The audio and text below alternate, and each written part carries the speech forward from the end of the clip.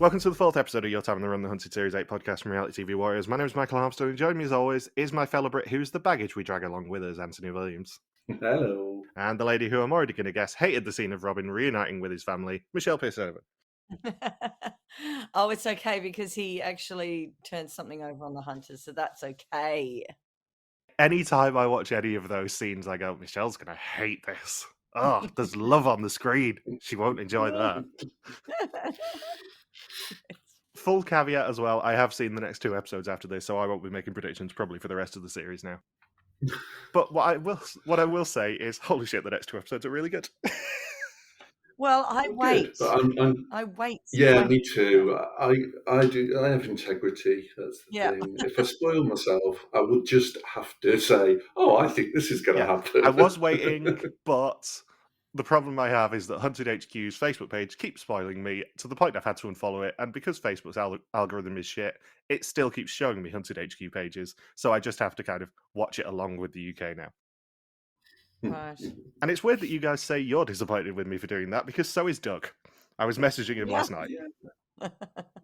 Yeah, you've got to keep it. You've got to keep it legit. It's got to be spoiler free. Otherwise, we know that we'll just say something and then people go, you already knew that was going to happen. So I'm not going to do it. Because Doug did message me about the fact that we couldn't work out the timeline of the series, and he was trying to be all coy about when the start date is, and I'm like, yeah, we know exactly what it is because Ant's been told it.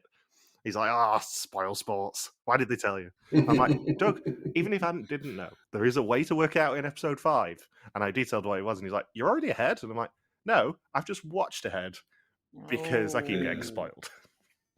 Yes. Yeah, it was very strange though, right? So we talked about dates a lot on Sunday morning when we were recording the last episode, right? So I was doing loads of research all morning. I was trying to piece bits together, and I was throwing it into ChatGPT and saying, right, if this happened here, and I wasn't really getting anywhere. And bear in mind, at that point, that episode hasn't gone out, right? It's still being edited. That very afternoon, I got a message from one of the fugitives going, I don't know where you got May the 25th from. This is exactly the date we set off. I was like, that's weird. Let's come out of nowhere. Bizarre. So what Doug said is, the bit you've missed from your timeline analysis is you're trusting that the dates on footage are accurate, particularly the ones on launch footage. Which is essentially the point we made for episode 3, was, we just think the launch date on the footage was wrong now. Mm-hmm. Especially as it then crops back up with other sightings on the CCTV. I will obviously get to it when we do episode 5, but there is a very sneaky way you can work out at least a 3-day range on what the start date was. But the start date, just to spoil everyone, was June the 3rd. Yes. And then everything else falls in line, apart from one bit, but we're not even anywhere near that yet, so can't really talk about it. So, previously the remaining 11 fugitives continued their time in the run. Shaq continued staying right under the hunters' noses, escaping from a barbershop right before they got there, and heading towards his friend Simba in Luton, who helped him move to Wolverhampton. Emma and Jenny tried to link up with Emma's in-laws to head to Scotland, but unfortunately the hunters were right behind, and they were caught at Scotch Corner. Mother and daughter Dionne Saffron tried to fool the hunters by tapping in on a bus they never intended on getting on, but a careless choice to hold their real bus ticket, as Saffron did, led Team Alpha to have eyes on and be side on as the third episode ended. I sent Ant a message when we both watched episode 4 on Sunday, just going, how did they escape that? That was insane. I know I kind of said once they get in the airport, it's possible, but that was just so just lucky. How? I know, so lucky. And I actually thought, maybe what Ant said is going to come true. And I'm like, oh no, they're too close. They're running, and then it happened. It was genuinely very impressive that they got away here. Very, very impressive.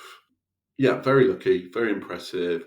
And it was kind of by default, right? They were trying to get off before that, probably not realizing that the airport was actually their best chance. So lucky. So they decide to make friends with the driver and ask if they can be dropped off at the side of the road, but the driver isn't allowed to do that. They stay on until Stansted in the hope there are more options, much to HQ's disappointment. And they leave their tent and sleeping bag behind at the airport in the hope that will make them less obvious. Either that, or they're trying to get the hunters involved in a bomb scare. Because I'm sure an unattended package, even if it looks like a tent at Stansted Airport, probably isn't the best thing for them to leave. No, don't leave things in an airport. So Alpha lose sight of the coach as they hit traffic lights, and they get on another bus and it pulls away, and HQ are not best pleased. They're not. There was just a minor thought. I mean, it's great that they got away because it's great for the series, but there must be tons of CCTV where those buses are coming in and out. Yeah, and also the buses themselves have CCTV on. Yeah, so I suspect they will pick them back up, but we're just giving them a little bit of glory for now. I shan't comment. Of course. See, this is why you don't do this, Michael. Then I you're know. not doing any surmising. You're not doing anything. You're just going to say, no comment. What I can do is what I will do, and that is predict based on what I felt at the end of that episode. Oh, jeez. Okay. All right. Because bear in mind, I watched these 3 episodes in the space of 2 days, because I watched episode 4 and episode 5 on Sunday, because episode 4 we just said we were going to, and then episode 5 it aired. Episode 5 aired on Sunday, and then episode 6 aired on Monday. So I watched these in this, like, literally 2 days ago, at most. Yeah.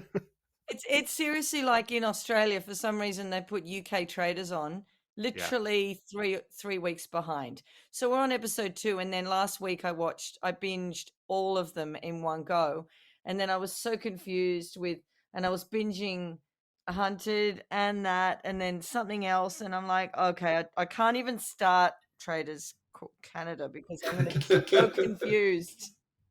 I just know that if I don't keep up to date with it, with the airing order now, I'm going to get spoiled on who escapes, if anyone.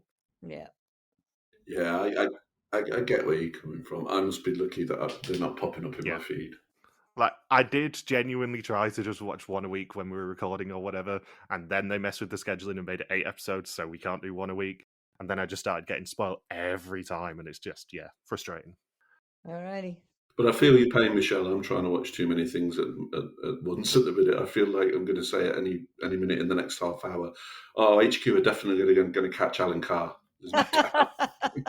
See, we've talked about this over the past few weeks, and like I had a big week last week of making sure I am up to date on everything. So I am up to date on Celebrity Traitors, and I can watch episode 7 tonight.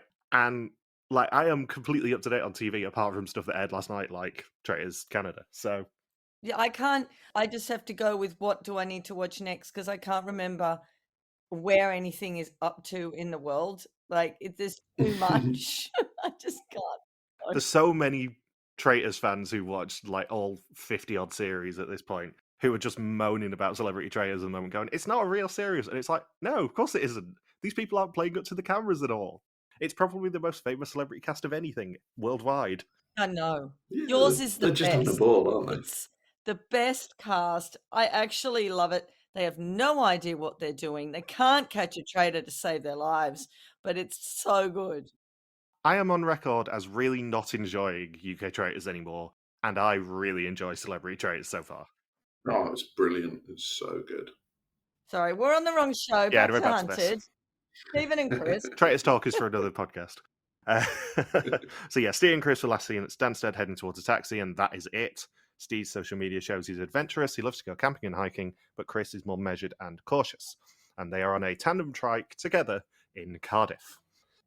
Yeah, I didn't know what to describe it. I called it a bike cart. Yeah, kind of tandem trike was the best way I could describe it, I think. Yeah, I don't know what it is. It's like a 2-person trike, basically. Yeah, but they're having lots of fun. And that's basically all we see of them until the end of this episode anyway. But Sean and Marie have been together for a really long time. They're a really close couple and rarely apart. And Sean's very competitive. He was almost a professional footballer. And George makes a joke about him being too fat to be a professional footballer now. As they then cut to them eating fish and chips. Yeah, in Playford. And having had a pizza the night before. Yeah, lovely. Shaq has been pissing HQ Hunter Giles off. The last sighting was in Luton on the Ring doorbell going in and not leaving. He's not as smart as they're giving him credit for.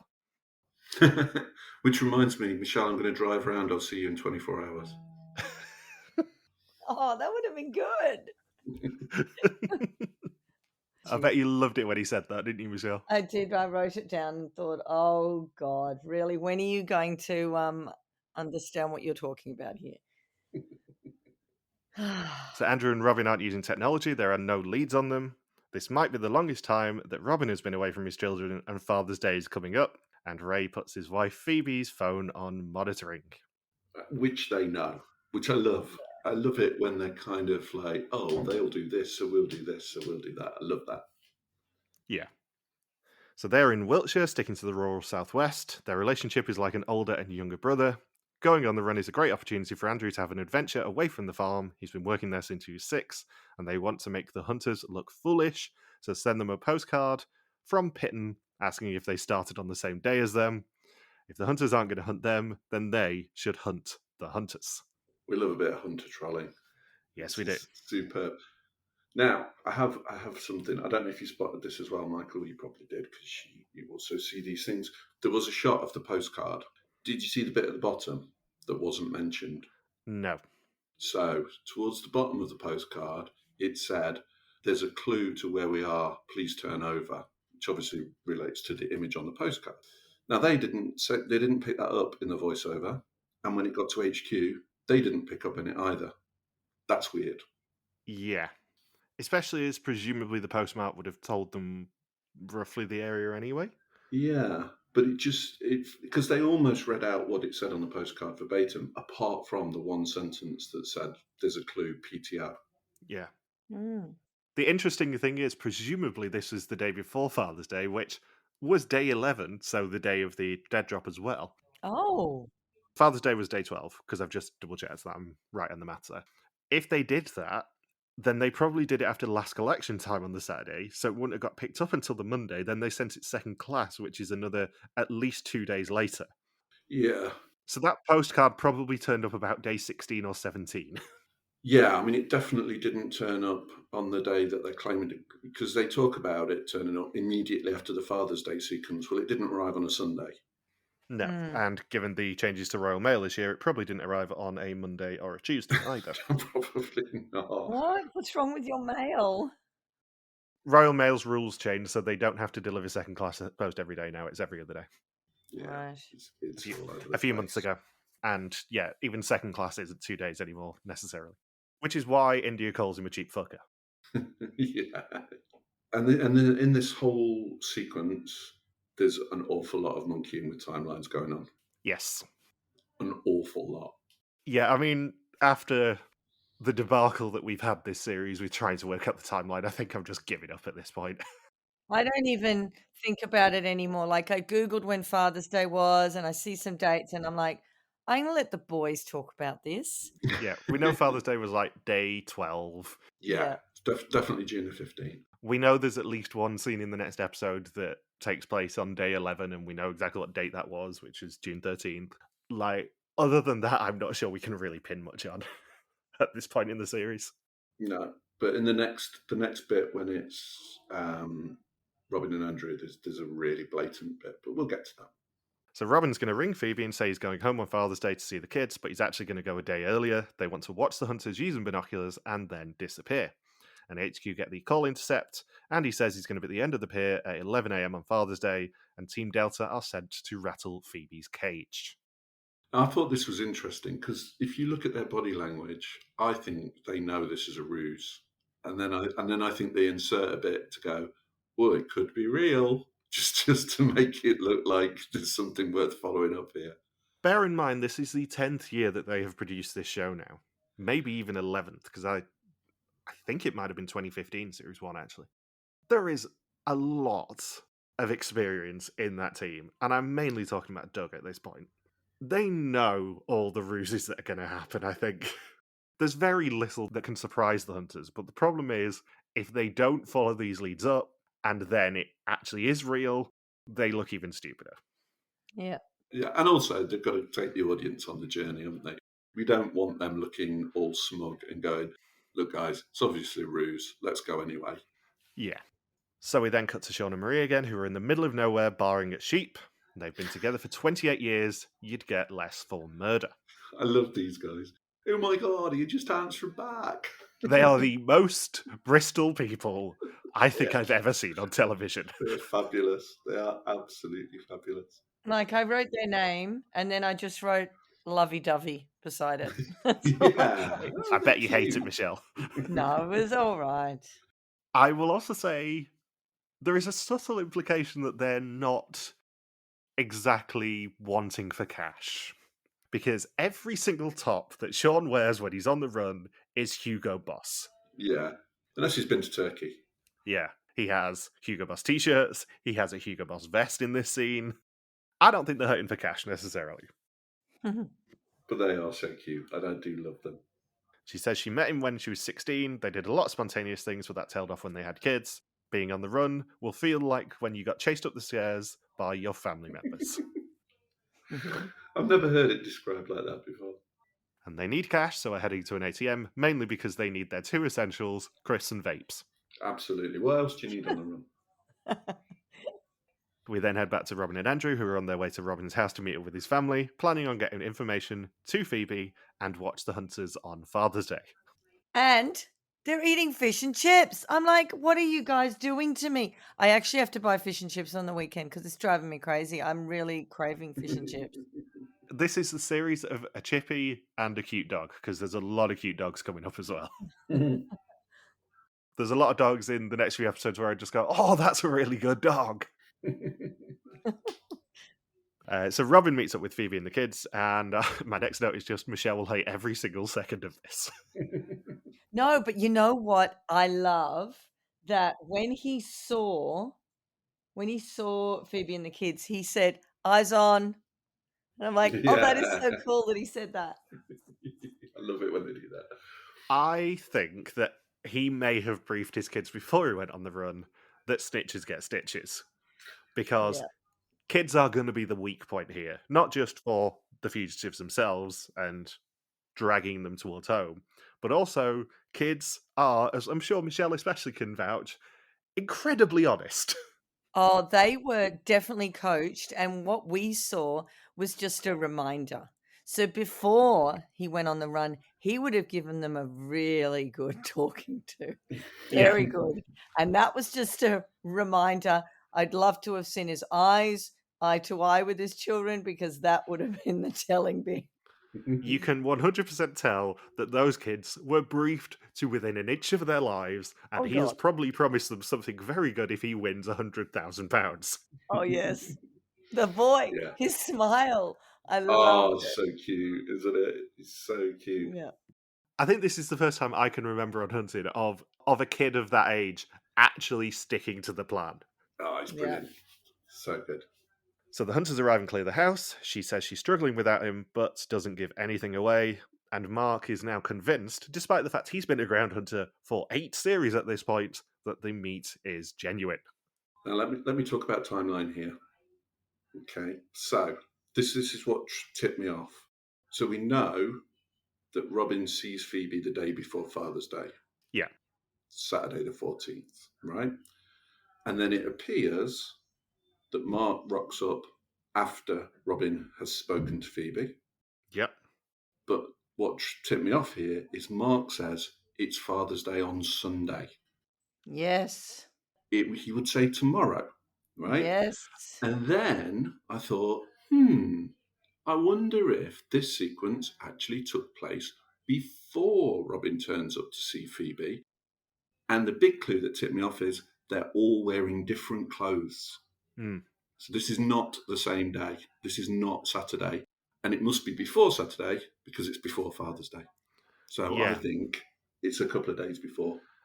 Presumably then, it's the first few days of the hunts, because the kids wouldn't be at home in June if it wasn't a weekend. No, because they would be at school. So that means it's probably day 4 or 5. Or it's late afternoon. Yeah, but it didn't look like it. No. It looked like they had been home all day. Yeah. Would have been 4, 5 o'clock.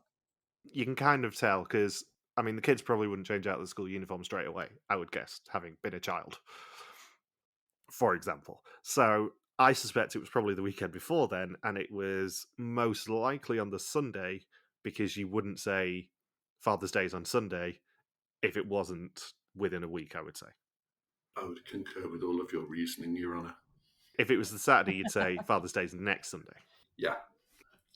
So that probably puts that scene about day 5. Yeah, but lovely bit of editing. Yeah. And also, what I would say from a production standpoint is it would be foolish of the chief, whoever it is, Ray or anyone else, to not send teams to the loved ones of the fugitives almost immediately and try and get as much information off them as possible. Yeah. Because that's when they're going to be most vulnerable.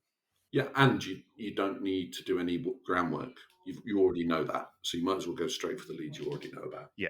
So I would suspect, given the timeline that we do know, that it probably was the first weekend that Team Delta were sent there to rattle Phoebe's cage. And you've seen in the past that a lot of the fugitives will run off to someone they know first to pick up things like tents and supplies and stuff like that, which, quite a few do. Yeah, I mean, there's no way that all of that scene was day 11, day 12. No, you're right. And they set off on a Tuesday, so we're looking at day 5, day 6 by the first weekend, so they are going to miss them already. Yeah. And the other thing is, it makes it a lot more interesting about their decision at the end of the episode not to go for the dead drop, because they've already got stuff in the works for that weekend. Because the dead drop was on the Saturday of Father's Day. So the day before Father's Day. Yeah. So they were at West Pier. Yeah, so they were at West Pier, or certainly within the area of West Pier. Probably the dead drop day was the day that they actually went to see Phoebe and the kids. Yeah.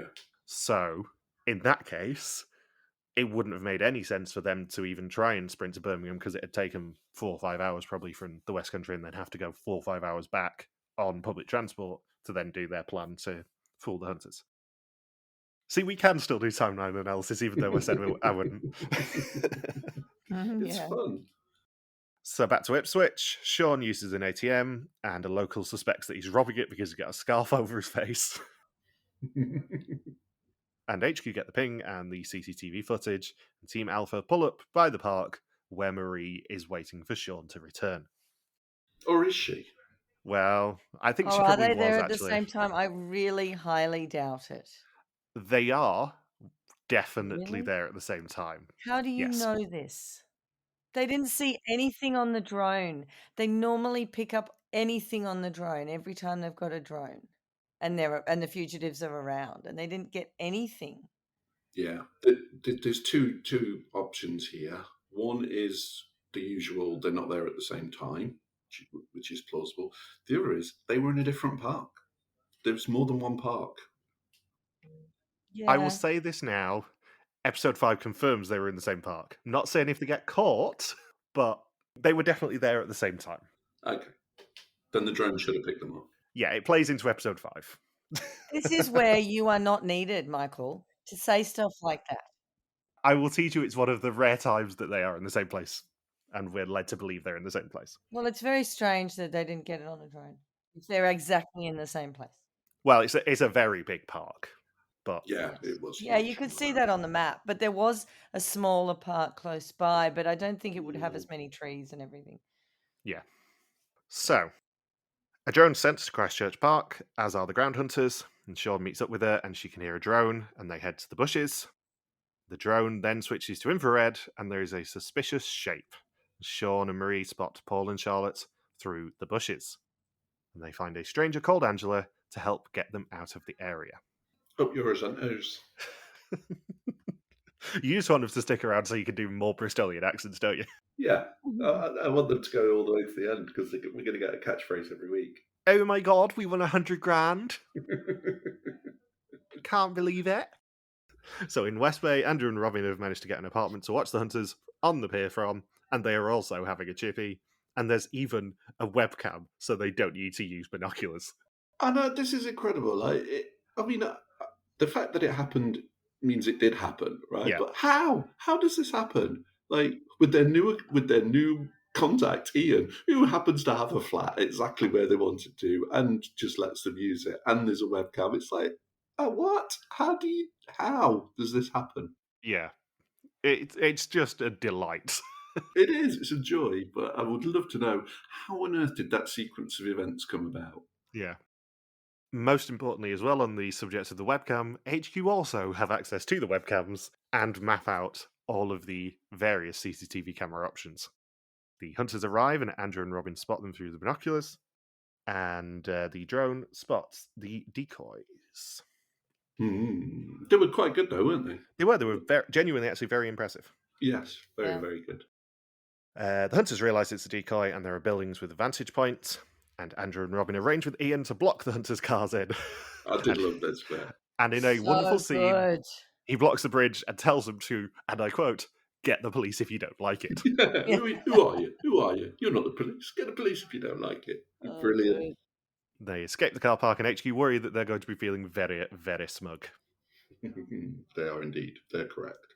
And this is the point where Anila also brings HQ the postcard, and it was sent second class, the cheap fuckers. Halfway through their time on the run, the fugitives are spread across the length and breadth of the UK, and by that we mean the south of it, with no one more north than Ipswich. I know. I was like, length? Not really. Not really. Breadth, I'll give you that. They are definitely east to west, but they are not very far north. I do love pointing this out whenever they do that voiceover. It's like, yeah, the fugitives are spread out over the length and breadth of the UK, and they are almost invariably in the south. Yeah. Do you think they've just got that in the library? Just play the clip of the fugitives are spread out across the length and breadth of the UK. I presume so, yeah. So as predicted, the dead drop happens halfway through the hunt, and they're each given a message telling them a bounty of £10,000 has been left for anyone willing to risk it all. It's hidden in the Library of Birmingham in a book called Fortune Favours the Brave. Andrew and Robin, Dionne Saffron, and Sean and Marie all choose not to. Shaq, Steve, and Chris, however, do choose to go for the bounty. And Shaq says he wants the money to be able to invest in his children. He's not here for fun, he's here to win. How many motivation stuff has Shaq actually recorded? Because I'm pretty sure this is like the third or fourth different one. Yeah. Yeah. Also, interestingly, they are told in the message that there are only 9 of them left.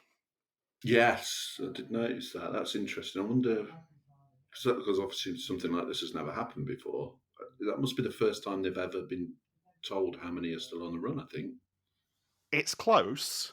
I think Series 3, I think the video's still on there. On YouTube, Blex did a message halfway through that hunt saying more than half of you have already been caught. Oh, yeah.